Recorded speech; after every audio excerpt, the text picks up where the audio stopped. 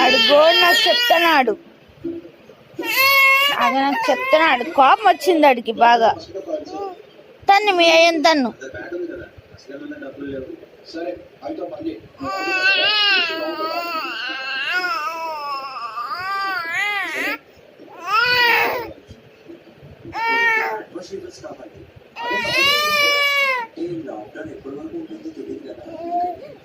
ఇంకా ఇటు జరుగురా, ఇటు వెనక జరుగురా మని. వాడు అంతాడంటే వెనక జరుగురా, ఇటు కొంచెం వెనక జరుగురా, ఇటు ఇంకా.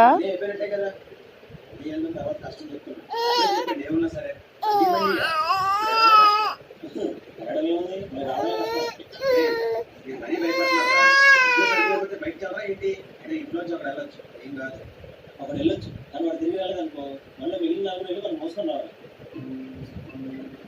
అది కరెక్టే. అందుకే బ్రో నేను చెప్తున్నాను, ఈ పని నువ్వు అయితేనే కరెక్ట్. వెళ్తాను నాకు భయం లేదు.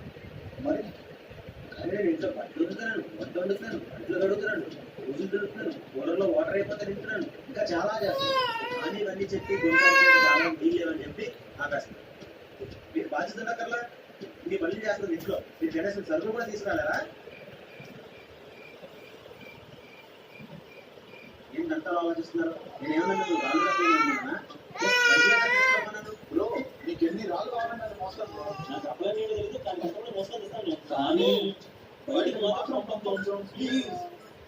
ఏం నర్సరీ పిల్లలు ఎంత భయపడుతున్నారు? సపోజ్ మీరు బయటకు వెళ్ళినప్పుడు పోలీసులకి కనపడ్డారే అనుకోండి. సపోజ్ వాళ్ళు కనిపించాక సార్ మా ఇంట్లో సరుకులు అయిపోయి తీసుకురావడానికి వచ్చాను, చూడండి మాస్క్ కూడా పెట్టుకున్నాం, సోషల్ డిస్టెన్సింగ్ కూడా ప్రాక్టీస్ చేస్తున్నాం, అండ్ మాకు ఎలాంటి సింటమ్స్ కూడా లేవు అని చెప్పి వాళ్ళు ఏమంటారు? బాగా చెప్పారు. కానీ మాకు చిన్న తేడా ఉంది. ఏంటది? నువ్వు చెప్తున్నారేమో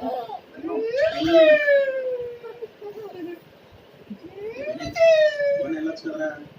అమ్మో నువ్వు కూడా పోలీసులు భయపడతారా?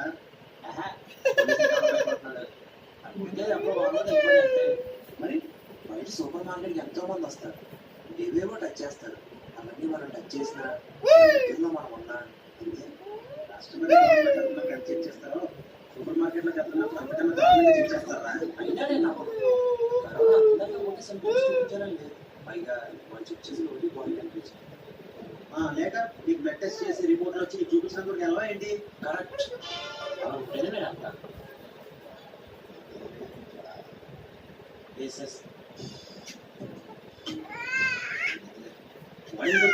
చూడండి పిల్లల్లో ఉన్నాడు, పోలీసులు మనకి కొట్టరు, మనం పంపచ్చు కదా. కొట్టరు కానీ చేయకపోయినా తప్పిపోయిన బారెడ్ అని చెప్పేసి వాట్సాప్ లో ఫార్వర్డ్ మెసేజ్ పంపిస్తారు.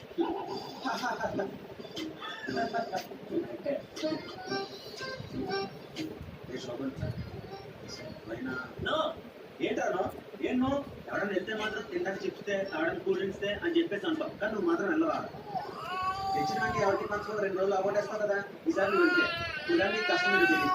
తినడం ఇష్టం అని చెప్పేసి బయటికి వెళ్ళి కన్నుతున్నామని నేను వెళ్ళాలంటే అయినా నన్ను చిన్నప్పటి నుంచి మా అమ్మ నాన్న కూడా ఏందో అడుగుతున్నాడు చెప్పు వాడికి. అలాంటి పర్సనాలిటీ దొరికాడనుకో లాఠీ విరిగేదాకా కొట్టాలనిపిస్తుంది. అదే నువ్వు అనుకో నిన్ను చూస్తేనే చూసి చూడడానికి వదిలేయాలనిపిస్తుంది. ఈ బాడీ కనీసం ఆ పద్ధతులు తట్టుకుంటా కదా. ఆ పోలీసు వాడు మంచి ఫైవ్ మీద ఉండే నన్ను ఒక్కటి వేసాడు అనుకో అంతే. సరే కాకపోతే సాయి సాయి ఇగో సాయి తెచ్చినప్పుడు ఒక్క చిప్స్ ప్యాకెట్ ముట్టుకున్నావా? చచ్చావే. హలో నేను ఎప్పుడు చెప్పాను?